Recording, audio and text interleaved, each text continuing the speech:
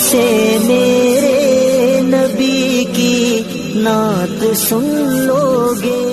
جو پیا کو پائے اختر وہ سہانا راگ ہے، جس سے ناخوش ہو پیا وہ راگنی اچھی نہیں، جس سے جب ہم لوگوں کو کہتے ہیں کہ یار اتنا میوزک، تو یہ پتہ نہیں کہاں سے جملہ آ گیا کہ موسیقی جو ہے وہ روح کی غذا ہے. دیکھیں ہمیں تو قرآن بتائے گا نا ہماری روح کی غذا کیا ہے، دل کی غذا کیا ہے، سکون کہاں ہے.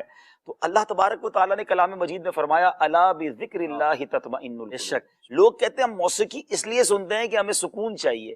اللہ فرما رہا ہے جس نے دل بنایا ہے، اللہ کریٹر بتائے گا نا کہ اس کے اندر کون سی میں نے چیزیں ڈالی ہیں. مثال کے طور پہ جس نے گاڑی بنائی ہے، واٹ ایور گاڑی لیں، وہ گاڑی والا بتائے گا اس کا یہ بٹن یہاں پر ہے، اس کا یہ فنکشن یہاں پر. ساتھ ایک آپ نے دیکھا ہوگا چیزوں کے ساتھ گاڑی کے ساتھ بک آتی ہے، جی یا گاڑی ہو یا واٹ ایور آپ الیکٹرانک چیز لیں، لیپ ٹاپ لے لیں، ساتھ ایک کتاب آئے گی جو مینول ہوگا، بتائے گا اس کا کون کون سا فنکشن ہے. جس رب نے مجھے اور آپ کو بنایا وہ فرما رہا ہے الا بذکر اللہ تطمئن القلوب. دلوں کا چین اللہ کے ذکر میں. ہم ڈھونڈ رہے ہیں میوزک میں، ہم ڈھونڈ رہے ہیں شراب میں، لوگ منشیات کی طرف جا رہے ہیں. بربادی ہے اور کچھ نہیں ہے. اچھا اب آتے ہیں کہ جو ایڈکشن ہو گئی، یعنی اتنا انوالومنٹ ہو گئی کہ اس کے بغیر چارہ ہی نہیں رہا.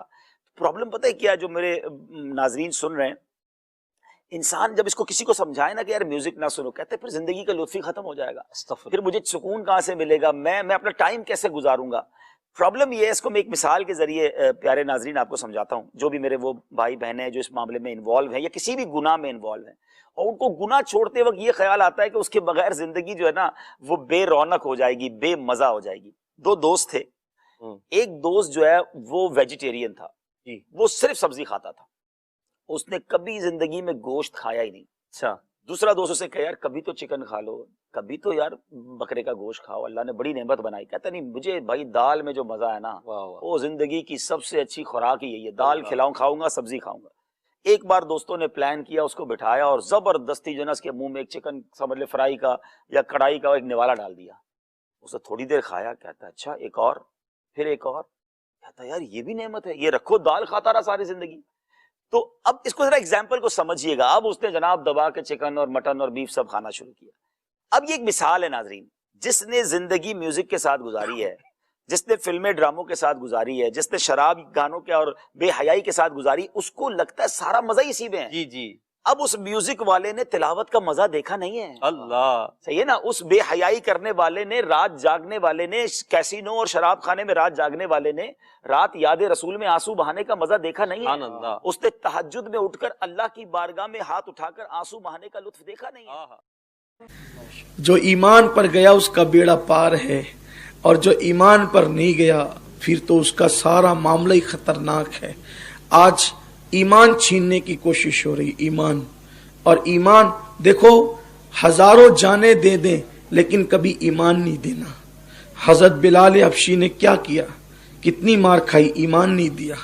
حضرت جو ہے وہ جناب خباب کو کس طرح تکلیفیں دی گئی، خبیب کو شہید کر دیا گیا، نہیں دیا، انہوں نے ایمان نہیں دیا.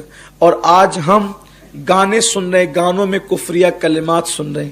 اور چونکہ ہمارے بزرگوں نے فرمایا، یہ میں کئی مرتبہ مسئلے بیان کر چکا ہوں، کہ جن گانوں میں کفریہ کلمات ہے، جو اس کو خوش رہ کر سنے گا وہ کافر ہو جائے گا. اس لیے گانے سے بچو، سیریل سے بچو، صرف گندی پکچر ہی سے مت بچو، ہر پکچر سے بچو، کیونکہ ہر پکچر میں کہیں نہ کہیں کفریہ خباثت ہے اور وہ تمہارا ایمان لے لیتی ہے. ڈائلاگ اس میں ایسے ہوتے ہیں جو تمہارے ایمان کو برباد کر سکتے ہیں، تباہ کر سکتے ہیں.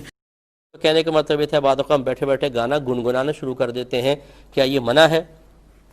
دیکھیں مسئلہ یہ ہے کہ اگر گنگنانا ہی ہے آپ کو، کوشش کریں کہ نعت رسول مقبول اور اللہ تبارک و تعالیٰ کی حمد یا بزرگان دین کی منقبت یہ آپ کے زبان پہ جاری ہونی چاہیے. یہ بہت اچھا ہے کہ جتنے کلمات آپ کی زبان سے نکلیں گے ثواب ملے گا. ٹھیک ہے نا، پہلی بات تو یہ. دوسری بات یہ کہ چلیں اگر آپ کی زبان پہ گانا جاری ہو بھی گیا تو اس کی مختلف شرعی حیثیتیں ہیں. اگر خدا نخواستہ وہ گانا کلمات کفر پر مشتمل ہے، جس سے کہ اکثر جو لکھنے والے ہوتے ہیں جو فلموں میں اور دیگر چیزوں میں گانے لکھتے ہیں ان کو کوئی پرواہ نہیں ہوتی، نہ یہ علم دین جانتے ہیں، تو بعض اوقات تو اشعار کلمات کفر پر مشتمل ہوتے ہیں۔ ایسے گانے کو بغیر میوزک کے گنگنانا بھی ہو سکتا ہے آپ کو دائرہ اسلام سے خارج کر دے۔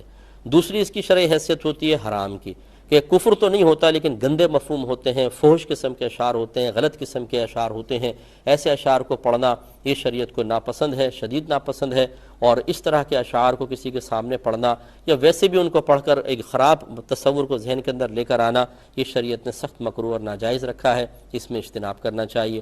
اور بعض اشعار ایسے ہوتے ہیں کہ جن میں نہ کفر ہے نہ کوئی برائی ہے، مباح قسم کے اشعار ہیں، جیسے پہاڑوں کے بارے میں، ملک کے بارے میں، دیگر چیزوں کے بارے میں، ان میں نہ گناہ ہے نہ ثواب ہے۔